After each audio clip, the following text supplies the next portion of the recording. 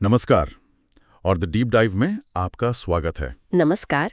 आज हम एक बहुत ही खास विषय पर बात करने वाले हैं जो एसएससी, सीएचएसएल जैसी प्रतियोगी परीक्षाओं की तैयारी करने वालों के लिए बहुत जरूरी है। जी, हम अंग्रेजी के कुछ महत्वपूर्ण मुहावरों यानी इडियम्स पर चर्चा करेंगे। हाँ, और हमारा मकसद सिर्फ उनका मतलब रटना नहीं है, बल्कि उन्हें इस तरह समझना है कि वो आसानी से याद रह जाएं और परीक्षा में उनका सही इस्तेमाल हो सके। बिल्कुल, क्योंकि मुहावरों को अगर उनके संदर्भ के साथ समझा जाए तो वो हमेशा के लिए याद हो जाते हैं। तो चलिए एक एक करके इन मुहावरों को समझना शुरू करते हैं। जी।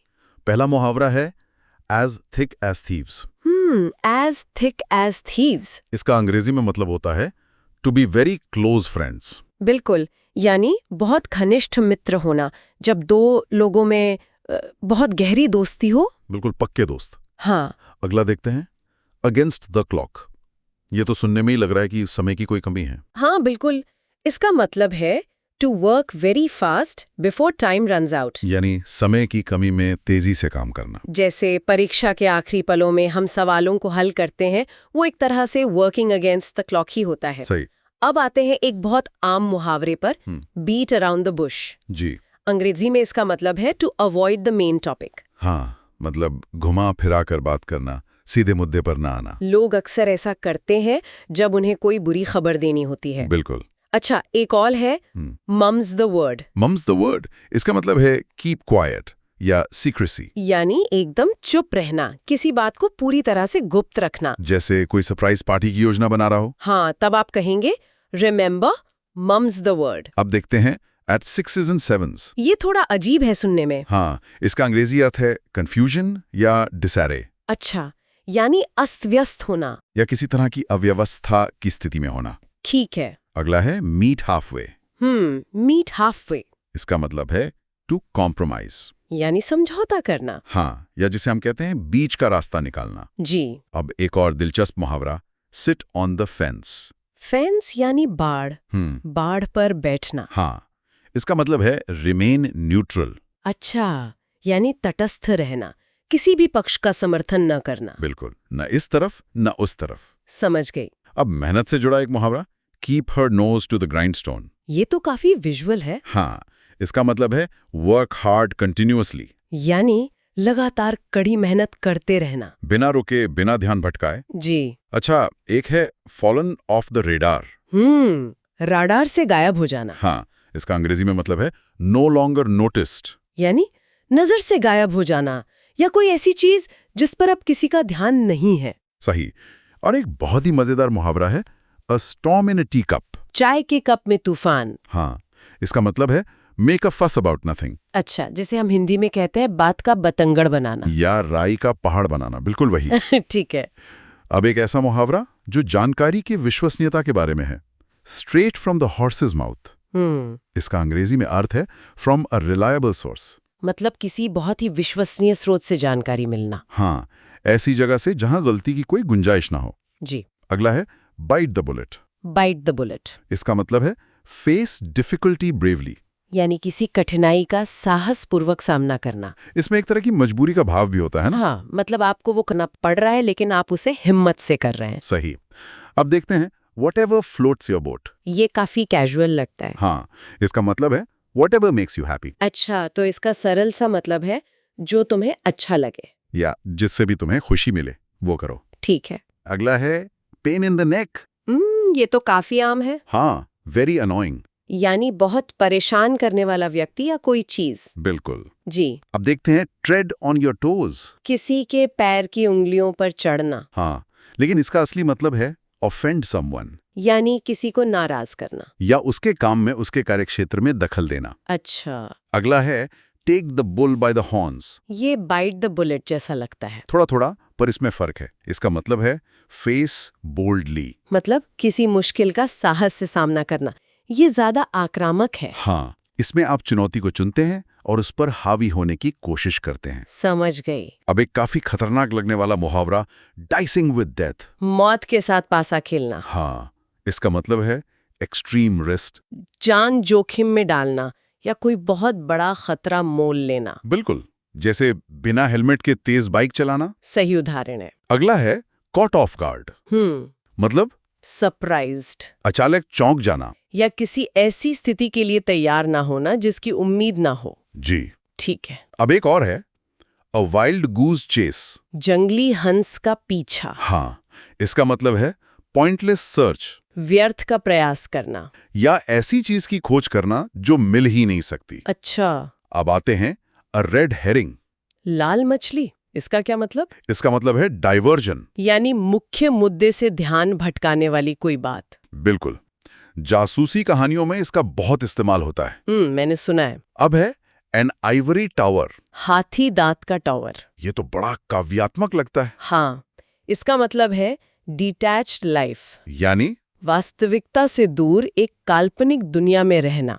ये अक्सर उन लोगों के लिए इस्तेमाल होता है जो असल जिंदगी की मुश्किलों से दूर रहते हैं। अच्छा, अगला मुहावरा है अ वाइट एलिफेंट। सफेद हाथी, हाँ, अ कॉस्टली यूजलेस थिंग। कोई ऐसी चीज जो बहुत महंगी तो हो पर किसी काम की ना हो। बिल्कुल, जिसकी मेंटेनेंस बहुत ज्यादा हो। जी, अब देखते हैं ऑल हैंड्स ऑन डेक। ये जहाज से जुड़ा लगता है। हाँ, वहीं से आया है। इसका मतलब है एवरीवन वर्किंग टुगेदर। यानी किसी काम को पूरा करने के लिए जब सबकी मदद की जरूरत हो। सही। अगला है स्टार क्रॉस लवर्स। ये तो रोमियो जूलियट वाला है। बिल्कुल, इल फेटेड लवर्स। यानी दुर्भाग्यशाली प्रेमी जिनका मिलना शायद किस्मत में नहीं होता। दुखद अंत। हाँ, अब है इन ड्रिब्स एंड ड्रैब्स। ड्रिब्स एंड ड्रैब्स। इसका मतलब है इन स्मॉल अमाउंट्स। अच्छा, थोड़ी थोड़ी मात्रा में या किश्तों में। हाँ, जैसे कोई जानकारी धीरे धीरे टुकड़ों में सामने आ रही हो। समझ गई। अब एक बहुत ही सकारात्मक मुहावरा, the Midas touch. Raja Midas की कहानी। जी, सक्सेस इन एवरीथिंग। हर काम में सफलता मिलना, जिस चीज को हाथ लगाओ वो सोना बन जाए। बिल्कुल। हम्म, और इसी से मिलता जुलता है the icing on the cake. ये तो काफी पॉजिटिव है। हाँ, इसका अंग्रेजी अर्थ है एडिशनल बेनिफिट। जिसे हम कहते हैं सोने पे सुहागा। बिल्कुल, कोई अच्छी चीज पहले से हो और कुछ और अच्छा हो जाए। जी, अगला है एवरी नुक एंड क्रैनी। हर कोना, हाँ, एवरी स्मॉल प्लेस। यानी कोना कोना छान मारना। बिल्कुल। ठीक है। अब एक नकारात्मक मुहावरा, स्टैब्ड इन द बैक। पीठ में छुरा घोंपना। हाँ, बिट्रे सीक्रेटली। यानी किसी भरोसेमंद इंसान का धोखा देना। जी, पीठ पीछे धोखा देना। हम्म, लेकिन जब सोच मिलती हो तो उसके लिए है ऑन द सेम वेवलेंथ। हाँ, ये तो सुना है। इसका अर्थ है थिंकिंग अलाइट, एक जैसी सोच रखना। जब दो लोगों के विचार मिलते हों। सही। जी। और जब विचार ना मिले और टकराव की स्थिति हो तो ऑन अ कोलिजन कोर्स। अच्छा, मतलब हेडिंग टू कॉन्फ्लिक्ट। टकराव की ओर बढ़ना, जब ये साफ हो कि आगे चलकर लड़ाई या बहस होगी। बिल्कुल। हम्म, अब है पार्ट इन पार्सल। ये भी काफी आम है। हाँ, एसेंशियल पार्ट। यानी किसी चीज का अनिवार्य हिस्सा, अभिन्न अंग। जैसे मेहनत सफलता का एक पार्ट इन पार्सल है। बिल्कुल सही। अगला है वैक्स्ड एंड वेन्ड। ये चांद के लिए इस्तेमाल होता है। हाँ, वहीं से आया है। जी। इसका मतलब है इंक्रीज एंड डिक्रीज। उतार चढ़ाव, घटना और बढ़ना। जी। अब एक और सहमति से जुड़ा मुहावरा, see eye to eye. On the same wavelength जैसा ही है। लगभग। इसका मतलब है फुली अग्री, यानी पूरी तरह से सहमत होना। हाँ, जैसे हो सकता है हमारी सोच एक जैसी ना हो पर किसी एक मुद्दे पर हम सी आई टू आई कर सकते हैं। अबाउट, बाहर घूमना फिरना। हाँ, एक तरह से एक्टिव आउटसाइड। यानी घर से बाहर सक्रिय रहना, खासकर बीमारी के बाद। जी। ठीक है। अब है इन स्ट्राइड। इन स्ट्राइड, इसका मतलब है एक्सेप्ट कामली। किसी मुश्किल परिस्थिति को सहजता से स्वीकार कर लेना, बिना परेशान हुए। बिल्कुल।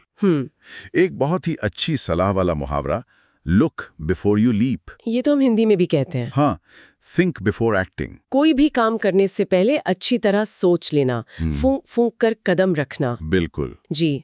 अगला है बिलो द बेल्ट। ये बॉक्सिंग से जुड़ा लगता है। हाँ, इसका मतलब है अनफेयर मेथड। यानी अनुचित तरीका अपनाना, कोई ऐसा वार करना जो नियमों के खिलाफ हो। सही। अब एक और मुहावरा जो दो अलग चीजों के बारे में है, चॉक एंड चीज। चौक और चीज। हाँ, कंप्लीटली डिफरेंट। वो भाई जिनका स्वभाव बिल्कुल अलग हो। जी। और आज का हमारा आखिरी मुहावरा है ऑन अ शू स्ट्रिंग।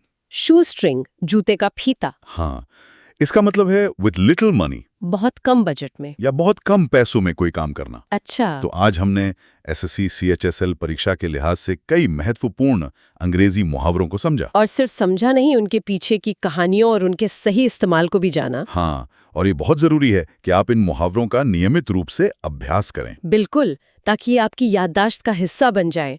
इनका सही ज्ञान आपको परीक्षा में यकीनन एक बढ़त दिलाएगा। तो हमने देखा कि कैसे मुहावरे सिर्फ शब्द नहीं बल्कि संस्कृतियों की कहानियां कहते हैं। इस पर सोचने वाली बात यह है कि क्या भाषा में आने वाले नए मुहावरे जैसे कि इंटरनेट से जुड़े हमारी आज की कहानी कह रहे हैं? इस पर जरूर सोचिएगा। तो अगर आपको आज की ये चर्चा उपयोगी लगी तो इसे लाइक जरूर करें।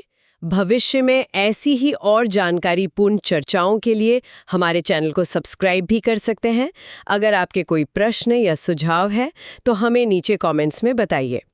और हाँ, इस जानकारी को अपने उन दोस्तों के साथ भी शेयर करें जो प्रतियोगी परीक्षाओं की तैयारी कर रहे हैं। धन्यवाद।